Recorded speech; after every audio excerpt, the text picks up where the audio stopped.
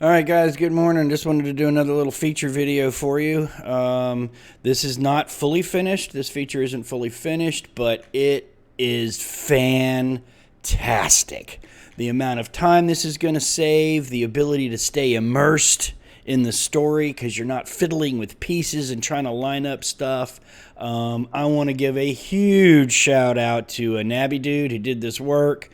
And he did it in like a day and a half. It's amazing. I am so excited to see all of these features suddenly being implemented so quickly. I knew after we got the Jira and the Bitbucket set up, with multiple programmers being able to work on it at the same time, that we'd start to see features coming pretty quickly, and thus far we have. So this is just a sample that he sent me. This is the feature of auto spawning the dungeon, and it works great. I just can't emphasize enough how excited I am about this. It is really, really cool. Okay, so the way it works is obviously there is a model with the torch who goes first, and that is the only model that can explore as per the Warhammer Quest rules, right? The model has to be standing in a space in front of an arch in order to be able to explore. Obviously, the turn tracker isn't in here yet. These graphics right here are all going away. We have a brand new graphic coming in here for the turn tracker. It'll stay small and concise and out of the way. And we also have a very small one coming in here at the bottom. That'll stay very small and concise and out of the way. But so here goes. We are now, let's just, there's other models on the board too. We're just using this as an example. So we are now going to start our adventure. Okay, the model is standing next to the archway like they're supposed to. Let's just say our exploration phase came up. This deck, I have no idea what's coming up. I have no idea what's going to spawn. I made this deck just now over here. Maybe I should have put that in the video. But anyway, I drew an objective room card just like you do in the rules. Then I drew out 6 cards. I put the objective room in the bottom 6 cards and shuffled. Then I drew out 6 more cards and I shuffled those and put them on top. So that's the deck here of the total of 13 cards. So in order to get this to work, you have to be, the only person that can spawn, for the moment anyway, is the GM. So up here, you have to be selected as black for the GM color. And you come over to the deck. You've explored, so you draw a dungeon deck. You flip the card over. All right, we got the torture chamber first. Very cool.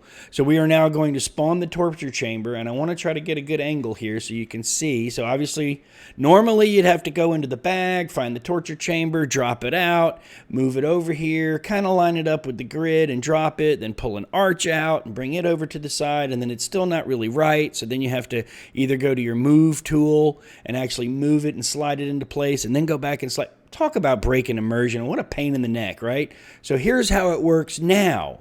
You simply hover over your card, hit Shift-Alt, and the room is there. Just as quick as that. With the other arch, the exit arch spawned in its proper location. Which, by the way, here's a very kind of updated torture chamber. Pretty cool, huh? So let's just say your barbarian moves into the torture chamber. And the rest of the players move, and my goodness, I don't want to see the size of the monster that was wielding that spiked club. But nonetheless, so you take some more turns, the system scans every time it's the end of the monster phase to see if there's even going to be an exploration phase. If not, jumps right back over to the power phase. However, now we've gotten, and the barbarian is standing in front of the doorway, one of the spaces in front of the arch. The monster phase is ended. It scans and says, oh, I can have an exploration phase.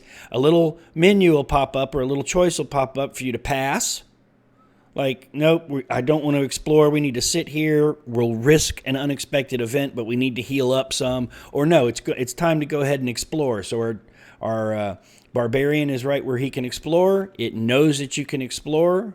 You move the card over to the side. You draw another dungeon deck. Right? And oh, cool. All right, we got the guard room. You just watch this, guys. You get here so you can see it. You come over and you just go Shift-Alt, and there's your dungeon room all set up, all nicely aligned and laid out, and you can continue to just move on in. right? More turns, you come over. Just for example here, let's go ahead and we'll put him on a different space. So now he's here. Whoops. Yeah, that'll work. Time to explore. Put the card over. You grab another dungeon card and flip it. T-junction. Let's see how that works. Now, that was even more of a pain because you had 2 arches to set up. So now you just hover over your T-junction right there and you hit Shift-Alt and boom. And guys, also, Nabby has designed it. We'll see how well it works through some play testing, but Nabby's designed it so that it doesn't just shoot straight across to the end of the other side of the table. It will kind of randomly place it, and hopefully we'll see. Like I said, we'll do some play testing that it doesn't take us into a corner, but I think so far we're good. This is pretty cool. Player moves in. Now there's a choice. Oh my gosh, right? It could be here or here. It decides where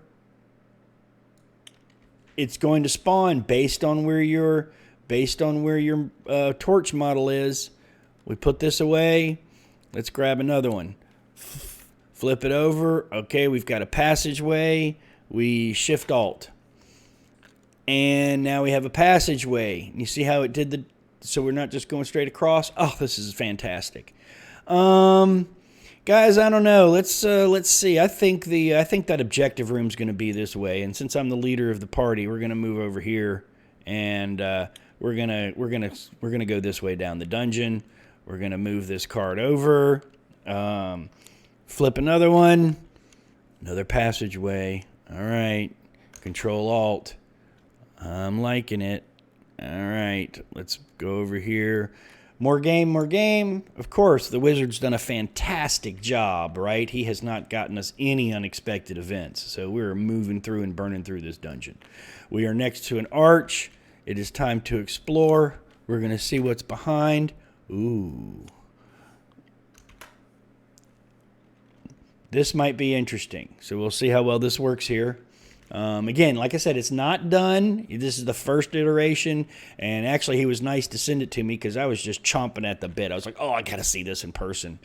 Yeah, this is going to be, we'll see what happens. Let's see what happens here. Actually, before we see what happens here, we're going to take it back over here, and we're going to explore again. And, oh! How about that? We found our objective room right away. We're still going to come over here and check this out to see how it works. But let's go ahead and spawn that objective room. All right, so a little bit about this. So our objective rooms are in 3D, like full 3D. I mean, look how cool that is, guys. Look at that. It's a real fire chasm with depth that you can fall into this fiery pit, right?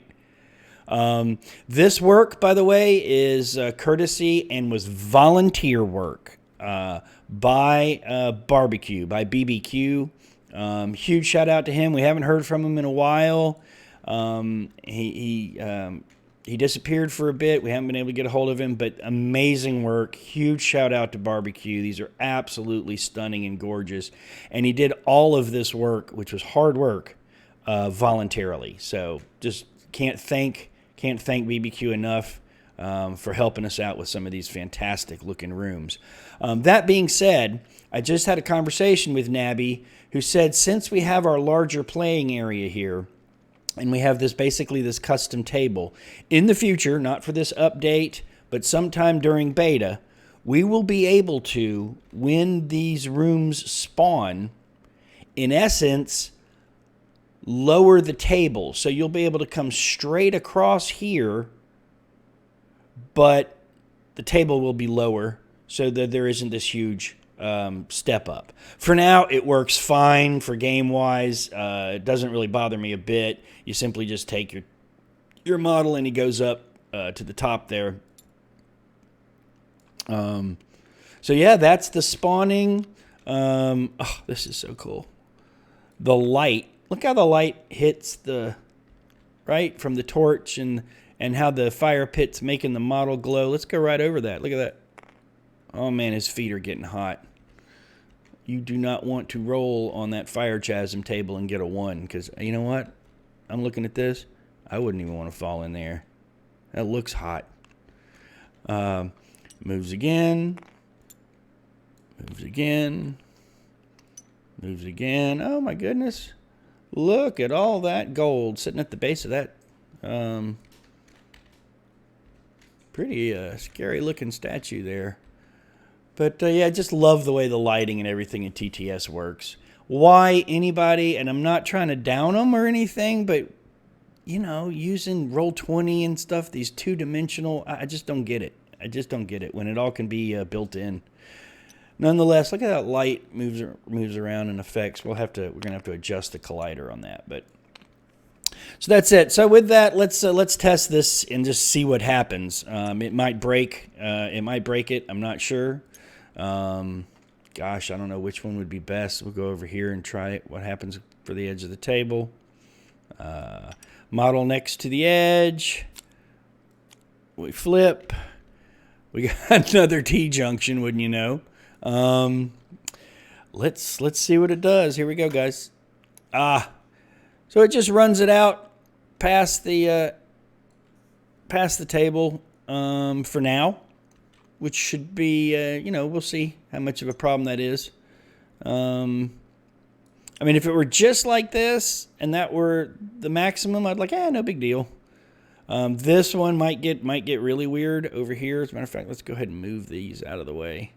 And this might get weird because these are actually bags. So I don't know if it's going to suck it in the bag or not, but let's try it. So he explores again. We have a passageway. Let's Shift Alt. Well, it didn't suck it in, so that's good. Let's see what happens over here. Let's try again. So let's draw, flip a card. It's a passageway. Let's see what happens. It goes right over it. Well, it works. You know, that's kind of cool. I thought it would like break it and bust up and pieces fly everywhere. So I don't know. For the time being anyway, if this winds up staying this way for the update, then look, you can just, you know, use a theater of the mind, so to speak, and you're a level above the guard room. So this sits above the guard room, perhaps. And you just play it out that way. Although it is interesting. Oh, yeah, no. Maybe it dual spawned a doorway here? Yeah, it may have dual spawned a doorway here. So let's try one more over here. Let's see what happens when you go far off the table. Let's put that up. Put that up. Come over here and flip a corner. Shift Alt. So apparently it just keeps running it. So it's not ideal, but I mean it's not totally broken. Let's see when that happens. Flip a card, flip it, flip.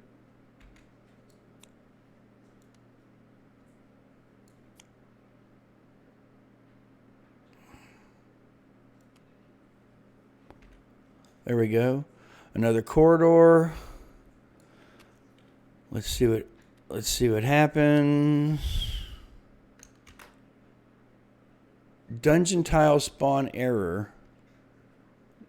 No torch. No torch found on board. It's off the grid area.